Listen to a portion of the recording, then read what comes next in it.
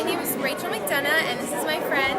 Hi, I'm Savannah, and we're here at the beautiful Madison Square Garden for the big fight, and you are watching True School Sports. Hey, what's going on?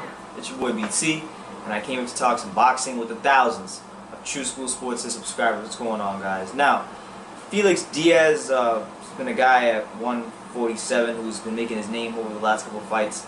You know, he had the fight with Lamont Peterson that many people believe he won. It was a disputed decision. Lamont Peterson got the decision, but really he looked really well in the fight. I thought, you know, he won. I thought he should have got the decision, but it didn't happen. But he still proved in that particular fight that he was a guy that you had to really be on your P's and Q's with if you're a welterweight, or else you will lose and get outboxed. He then had another fight with Sammy Vasquez, another guy on PBC who was highly touted,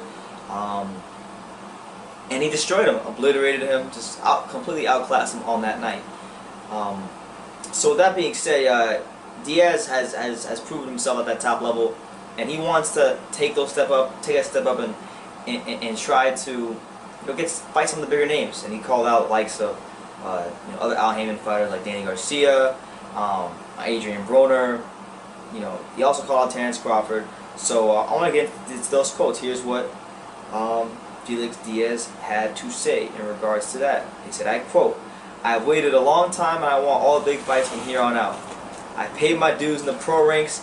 I suffered a loss under bogus circumstances, but I've proven that I belong with the best in the world, and that's who I want to face every time I step in the ring."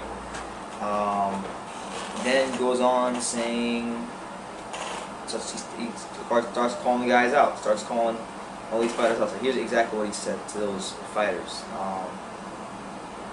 He said this: "The top names, they claimed I was too high a risk and no reward. Well, that's BS.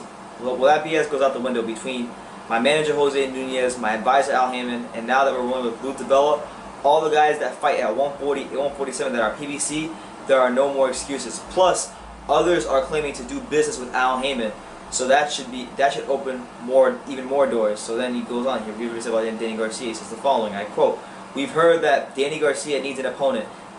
That it looks like it won't be Andre Berto. Vasquez was supposed to be a part of the WBC tournament where they gave Garcia his belt.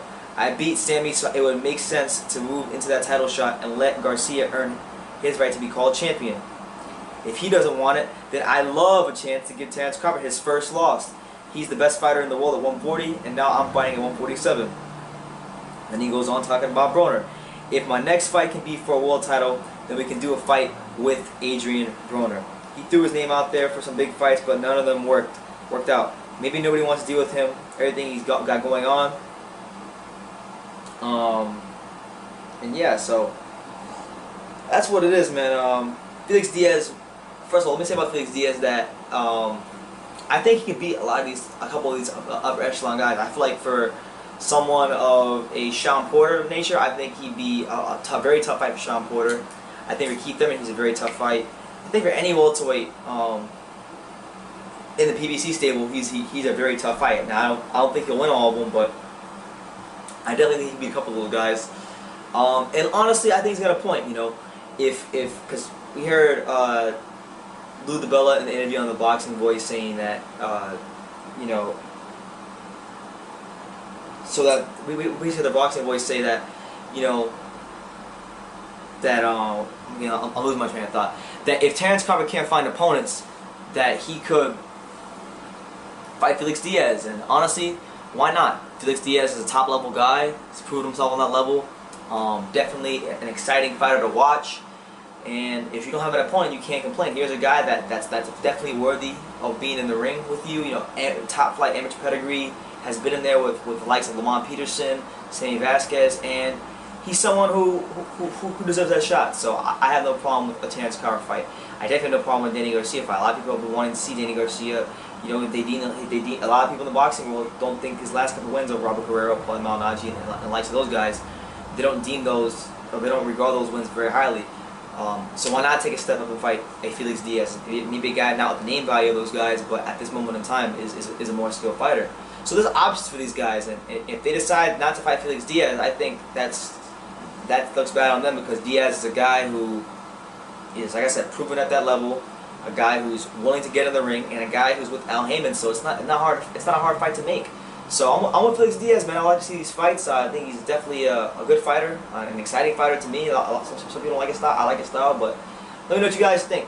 Would you like to see the likes of Adrien Broner or Terence Crawford or Danny Garcia step into the ring with Felix Diaz if they can't find opponents? Let me know in the comments down below. Take the time to subscribe, and you can love me or you can hate me, but I'm just a kid from Dania. So until next time, take care, guys.